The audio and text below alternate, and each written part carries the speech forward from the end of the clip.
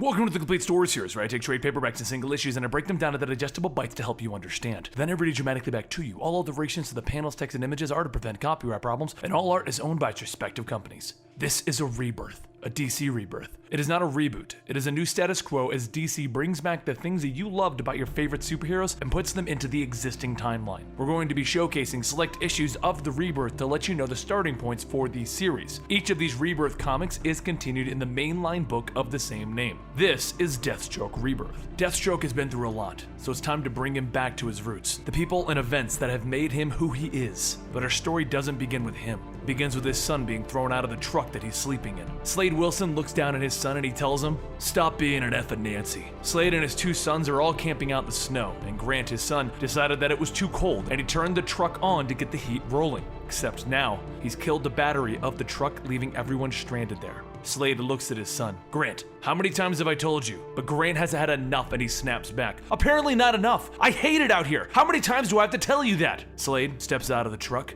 and he begins to remove his belt. "Tell you what, I'll get my ears checked and you'll get your ass kicked. Gone for months at a time, you come home only to screw Ma and beat us." "Yes, in that order." "Screw you, jerk!" Grant shouts as he runs off into the woods. Slade turns to his other son, Joey, telling him to get in the truck. They're leaving Grant. Back in the current day, Deathstroke wakes up next to a naked woman and he bandages up his arm. He then suits up and drives off to a cliffside where he meets his contact, who was shocked to actually see Slade there. Slade was shot 9 times the night before, yet here he is in time for breakfast. Matthew comments how Deathstroke must truly be a super soldier, and the rumors must be true, stating that he has enhanced strength, healing, reflexes, and intelligence. And he's kind of happy that the black voodoo has worn off of him. Slade then calls back to his base to get word if the check has been cashed, and once he has word that it has been, Deathstroke tells Matthew to keep the Marines and NATO out of it. He suits back up and gets off on his mission. 2 of Matthew's men drive the boat, bringing Deathstroke to the objective. Then, as Deathstroke is preparing to disembark, they ask him, "Please don't kill us." Matthew swore to protect the man that he just hired Deathstroke to kill, which means that no one can know that he is the one that hired Deathstroke to do this, which means Deathstroke needs to kill these 2. So they ask him again, "Please don't kill us. We have sons, and they'll get killed by Matthew to prevent them from seeking vengeance." Deathstroke simply tells them,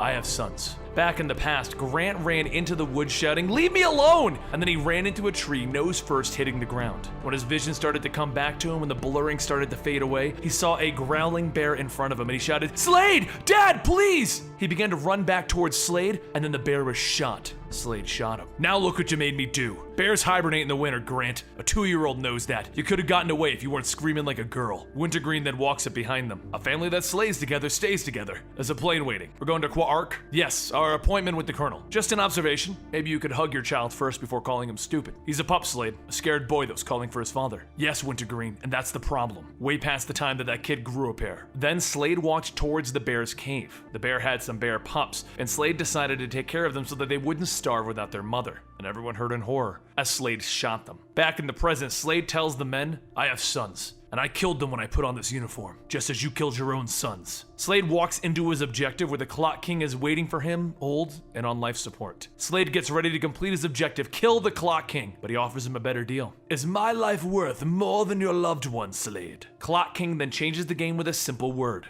Kenilworth. Slade walks back to the boat where the men are waiting with guns armed, and he tells them, "Give me all your money. This is a contract," he says, crumbling up the bills. "You've hired me to protect your families." Then Slade, with his 2 new helpers, drives off to his objective. He drives into the enemy's camp as a supposed prisoner of the 2 men he just worked a deal out with, and then he breaks free of his bonds and kills everyone before running to the nearby cave. He breaks the door down and he looks inside to find Wintergreen. It's about bloody time, jackass. And that is the conclusion to the new Deathstroke Rebirth prologue. I hope you guys enjoyed it, and I know I've been delaying doing the New 52 and some classic Deathstroke storylines, but if you want us to cover those storylines, we have some time coming up that we can work them in. So give this video a like, and I'll know that as the sign that you want more stories centrally focused on Deathstroke. Don't forget to follow me on Twitter at Comicstorian and Instagram at Comicstorian, and I'll see you guys next time right here.